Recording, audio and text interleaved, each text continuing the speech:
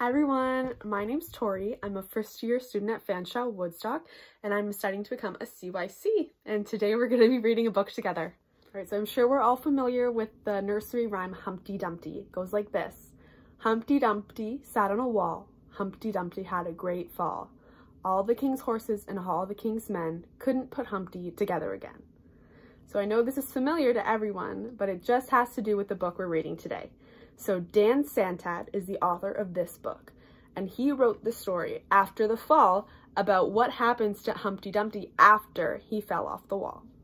I'm going to jump right into the story, so everybody sit back, relax, and enjoy. After the fall, how Humpty Dumpty got back up again. A story by Dan Santat.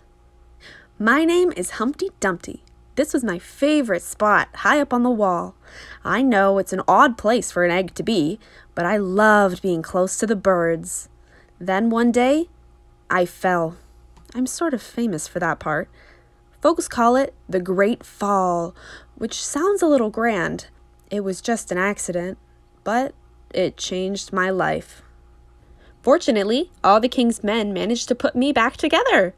Well, most of me. There were some parts that couldn't be healed with bandages and glue. After that day, I was afraid of heights. I was so scared that it kept me from enjoying some of my favorite things. I walked past that wall every day, and I would think about climbing that ladder again. I really miss the birds and being high above the city, but I could never do it because I knew that accidents can happen. I eventually settled for watching the birds from the ground. It wasn't the same, but it was better than nothing. Then one day, an idea flew by. Making planes was harder than I thought. It was easy to get cuts and scratches, but day after day, I kept trying and trying until I got it just right. My plane was perfect, and it flew like nothing could stop it. I hadn't felt that happy in a long time. It wasn't the same as being up in the sky with the birds, but it was close enough.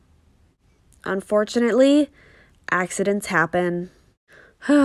They always do. I almost walked away again, but then I thought about all the time I'd spent working on my plane and all the other things that I'd missed. And I decided that I was going to climb that wall. But the higher I got, the more nervous I felt. I didn't want to admit it. I was terrified. I didn't look up and I didn't look down.